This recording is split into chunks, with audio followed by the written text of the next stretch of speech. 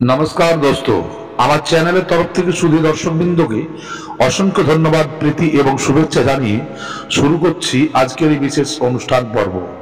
দর্শকগণ, আজ আমরা আলোচনা করব এক বিশেষ সাধনা নিয়ে, যে সাধনা একটা গুরুত্বপূর্ণ সাধনা এবং এই সাধনা করলে মানব জীবনে একাএক উন্নতি সাধন হতে পারে। দর্শকগণ, আপনারা ছবিতে দেখতে পাচ্ছেন যে এই ছবিটা হলো বিক্রম এবং বেতালের ছবি। তো আজকের এই সাধনার মূল বিষয়বস্তু হলো গঙ্গা বেতাল সাধনা নেই।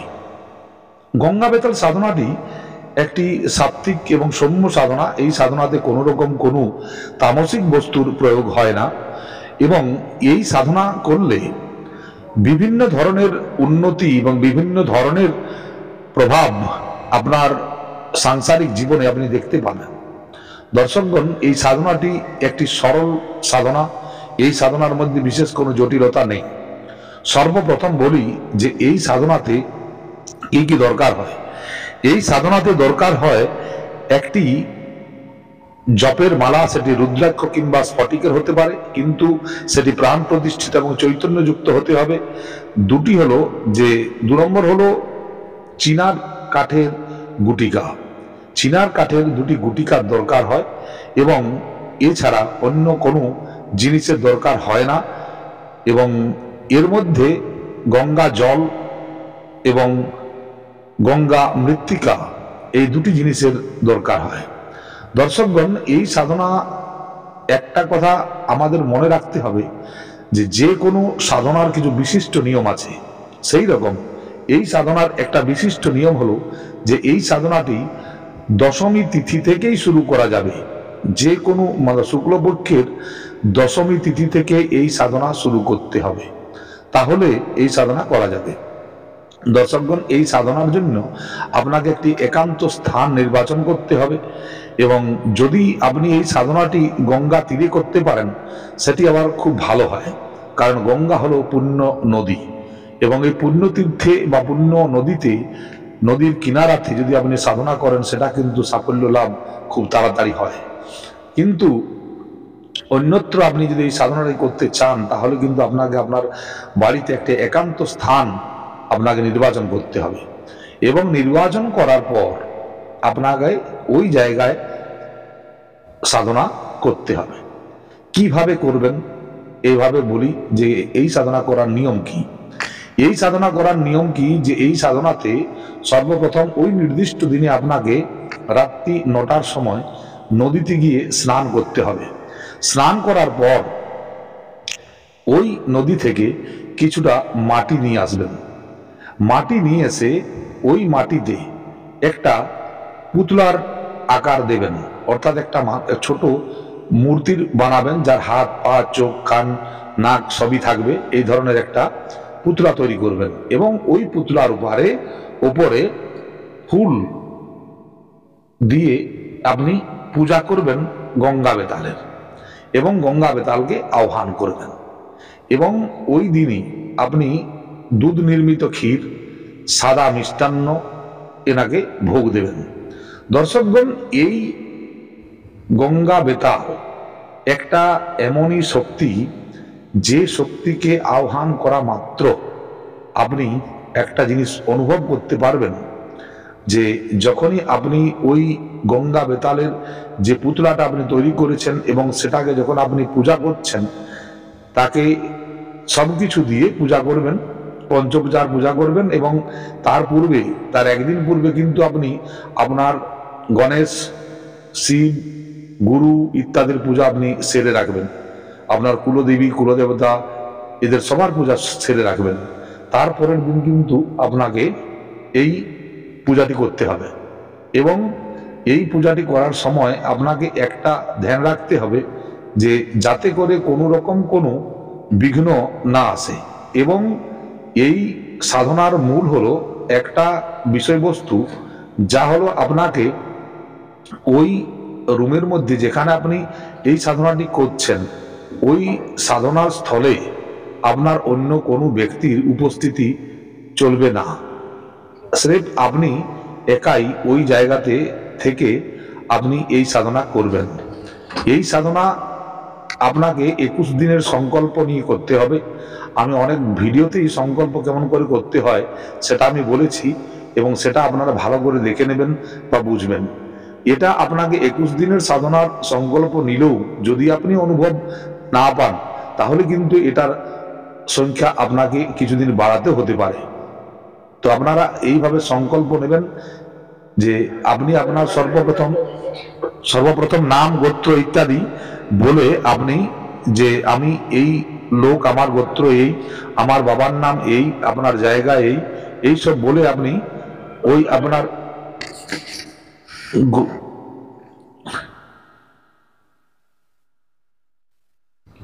আপনার জায়গার নাম বলবেন এবং সবকিছু উল্লেখ করে আপনি বলবেন যে আমি 21 দিনের আপনার এই জপ করব এবং এর ফলে আপনি আমার পরিবারের সামূহিক উন্নতি করবেন। এই জন্য আপনাকে আমি আহ্বান করছি। এইভাবে বলে আপনি সংকল্প নিয়ে আপনারা সাধনা শুরু করবেন। এবং এই সাধনা করলে মানুষের কি কি উন্নতি হবে সেটা আমি বলে দিই। দর্শকগণ, এই সাধনা করলে আপনার বাড়িতে যদি কোনো নেগেটিভ এনার্জি, অর্থাৎ যে কোনো নেগেটিভ এনার্জি থাকুক না কেন, তারা কিন্তু দেবত্ব লাভ করে। এবং আপনার পূর্বজ যারা এখনো পর্যন্ত প্রেতজনিতে ভটকিচ্ছেন, তারাও মুক্তি পাবেন এবং তাদের মুক্তি লাভ হওয়ার পর তারাও দেবত্ব লাভ করবে। আপনার বাড়ির বাচ্চারা যদি কেউ মন্দ বুদ্ধি হয়, তাদেরও কিন্তু ব্রেনের আইকিউ পাওয়ার বেড়ে যায়। কারণ যখন এই বেতাল তার আশীর্বাদ ওই পরিবারের উপর রাখে, তখন কিন্তু যে কোনো মানুষের বুদ্ধিমত্তার উন্নতি 100% হয়। এবং ওই বাড়িতে যে কোনো মানুষ যদি কোনো দুরারোগ্য ব্যাধিতে ভুগছেন, সেও কিন্তু ব্যাধিমুক্ত হবেন। কারণ বেতাল মানুষের শরীর থেকে যে কোনো রোগ ব্যাধিকে বার করে জলে প্রবাহিত করে দেয়, এবং বেতালের এটাই হলো গুণ। এবং এছাড়াও আপনার ধন সম্পত্তি ইত্যাদিতে এই বেতাল বর্ধন করে এবং আপনার পরিবারের যে কোনো সদস্যের আটকা হওয়া কাজ সেটাকে দূর করে দেয়। কোনো রকম কোনো কাজের ব্যাঘাত হতে দেয় না। যদি কোনো শত্রু আপনার পিছে শত্রুতা করছে, এমত অবস্থাও কিন্তু এই শত্রুকে মর্দন করতে এই বেতাল অগ্রণী ভূমিকা নিভায়। তাহলে আপনি বুঝতেই পারছেন যে এই সাধনা করার ফলে কি ধরনের উন্নতি বা সুবিধা আপনি পেতে পারেন। দর্শকগণ, এই সাধনাটি একবার করলেই হবে এবং এই সাধনা করার ফলে আপনি দেখতে পাবেন যে আপনার জীবনে